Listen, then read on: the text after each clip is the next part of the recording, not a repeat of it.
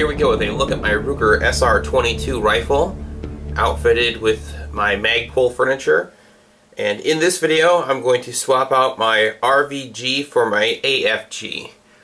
This rifle is starting to get kind of hefty in weight, and with the vertical grip, I feel like a lot of that weight is just above my fist on my supporting hand, and it just feels really top heavy. And by swapping out the vertical grip for the angled foregrip, I'm able to put more of that weight in my hand and help support it. It's getting kind of heavy, and I'll show you how heavy it's getting after I get my sight on it and in the next video. But for now, let's show you how to install an angled foregrip onto your Ruger SR22 wearing Iron Eagle tactical rails. Alright, so I have my RVG pulled off of my forend here, and I have my AFG that I want to install.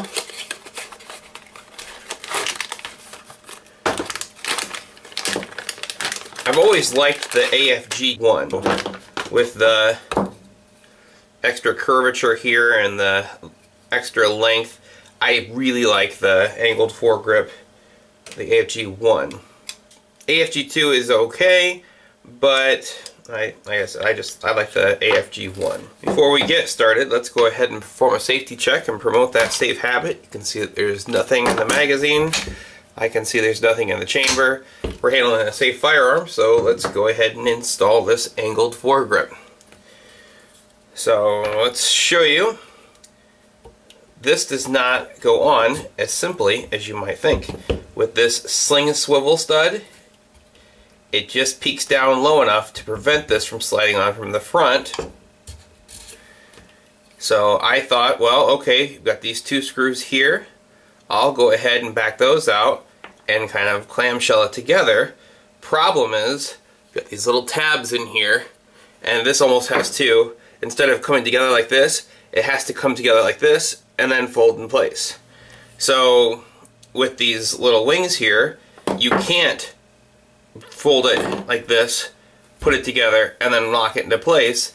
Those wings kind of, this curvature here is too curved to fit into this area. So disassembling the AFG to install it onto your rail is not a possibility.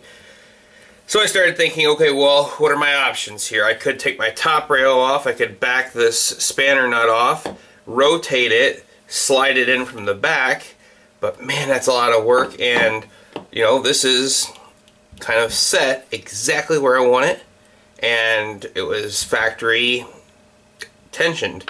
So I just don't want to mess with that right now.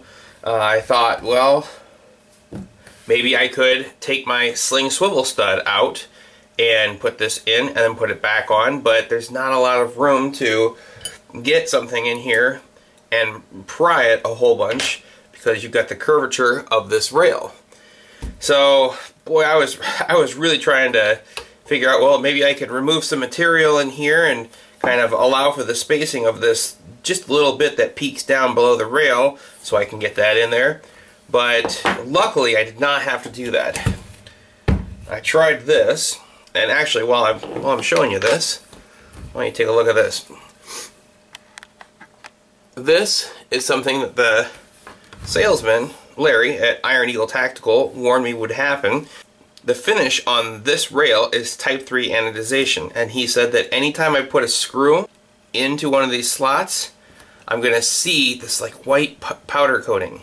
And he said a lot of guys think that this is the finish coming off of the rail. It's not. It's the finish coming off of your screw.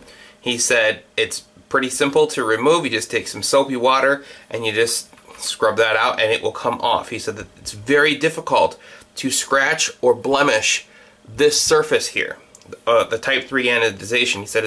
He said it was like 1/3 the hardness of diamonds. So it's pretty impressive to claim that. So, but you know, my AFG is going to conceal the majority of those marks, so I'm not real worried about it. But if you've got the Iron Eagle tactical rails and you end up with this line here, not to worry. it's just coating from your screw and it wipes right out.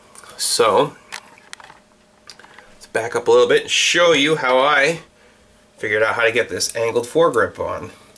So what I do is I back off the first 3 screws.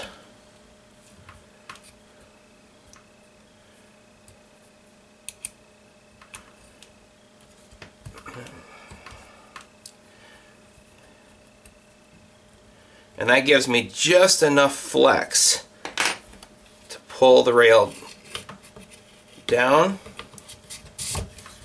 and slide it into place. So I'm going to start about there, and then I'm going to grab the right ball driver, snug this down,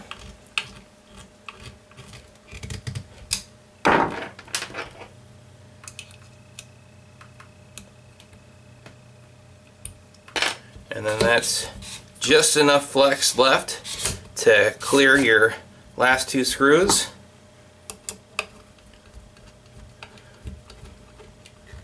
Put that down.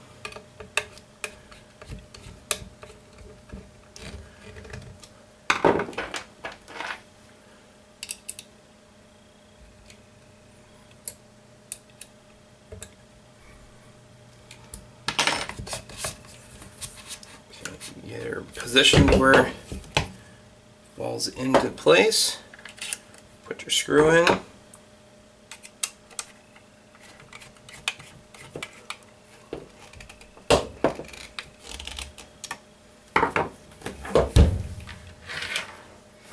Get yourself a couple rail protectors. And you're all installed and ready to go. So it's pretty easy to install the angled foregrip. Just loosen your 3 screws, kind of flex this down, slide it in place, tighten your screws back up. And with the angled foregrip here, it allows me to put a lot more of the weight in my hand as opposed to having this vertical grip and having all that weight above my hand and being top heavy. Like I said, this is getting to be quite the hefty build, and maybe too much, I'll have to get my sight picked out and put on this, give it a final weighing, and see where we are, and evaluate if I've made this rifle too heavy or if I can live with it. So, alright, well, it's a big world out there, and we're bound to run into a shady situation. Until then, keep your gear on you. I'm really, really sorry. I apologize unreservedly. I offer a complete and utter retraction. The imputation was totally without basis in fact and was in no way fair comment and was motivated purely by malice. And I deeply regret any distress that my comments may have caused you or your family. And I hereby undertake not to repeat any such slander at any time in the future.